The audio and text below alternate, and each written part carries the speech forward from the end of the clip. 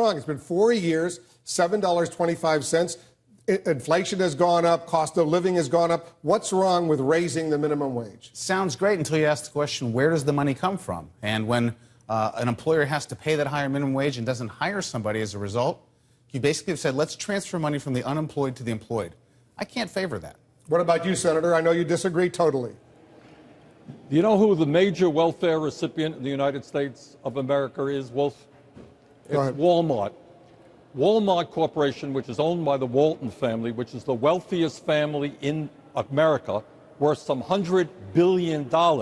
They are paying their workers $7.25 an hour, $8 an hour, $9 an hour without benefits. And you know who's subsidizing Walmart? The taxpayers of America, because many Walmart workers and their kids are on Medicaid, they're on food stamps, they're on affordable housing. Well, it is time for employers in America to pay workers a fair wage. $7.25 an hour is not a fair wage. The question becomes, who do you think you're going to help if you raise the minimum wage? Everyone always thinks this is an anti-poverty tool, but you're going to give the higher minimum wage to the children of affluent people like me.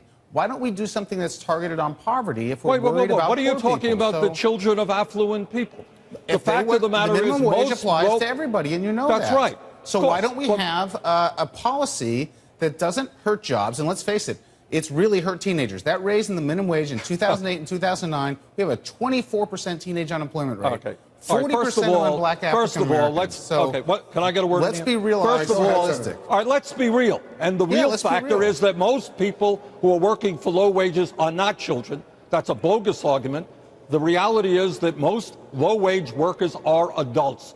And if you want to help kids, make sure their parents are earning a decent wage. The idea, and by the way, let me take something a step further. So most Republicans now, Wolf, we have reached such a right-wing degree that most Republicans now, they're not only opposed to raising the minimum wage, they want to abolish the minimum wage. Abolish the minimum wage. Well, let me ask Douglas Holtz-Aiken, do you want to abolish the minimum wage? No, but I see no reason when the national unemployment rate is 7.6%, teen unemployment is 24%, and to pick a tool that's likely to hurt job growth doesn't target the right people. This is not targeting on poor people. Earned income tax credit does that. We have lots of programs that do that. And which, in the end, does not answer the question, where does this money come from? The setup clip was great. It said, you know, $32 billion in additional spending. But where does that money come from? And the answer is going to be from another American. First of all, let's be clear.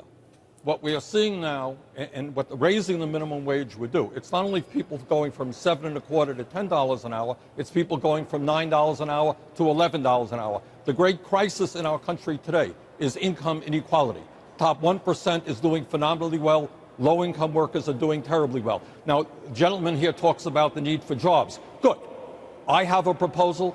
Others have a proposal to create millions of jobs in many areas, including rebuilding our infrastructure, putting our people back to work.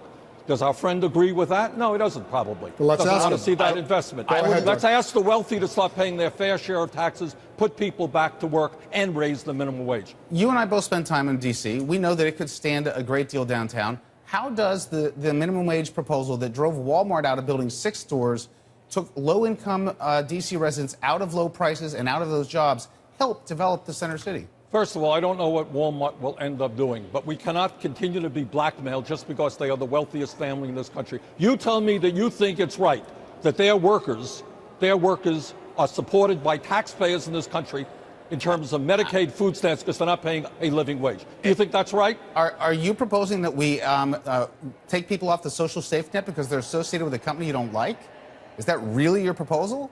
We have I'm proposing that the wealthiest family in this country, the Walton family that owns Walmart, not be subsidized by the middle class of this country. They've got to start paying their workers a living wage, not starvation wages. Provide health care to their workers, not enable them to go on Medicaid. That's what I'm proposing. So if there was another company in America that wasn't run by the wealthiest family in America, do you think it'd be a good idea for them to raise the minimum wage? Does this work anywhere else? Where will the money come from? I think, well, in the sense of Walmart, I know you've raided the Waltons. Is there anyone left? Yeah, well, I think our friends at McDonald's and Burger King can start paying a decent wage as well. Bottom line is, in America, we have to have a principle. Where would the money come from? Because if you actually look at the numbers, McDonald's and Burger King are not thriving. These are not huge profit margins. It's not like they're sitting on piles of cash. Well, let me tell you this. You know, I hear the argument. I understand that people would like to make more money. I'd love to make more money. You would. But you have to answer the practical question. where would it come from, and at what cost? And it's going to hurt other low-income Americans. That's a bad idea.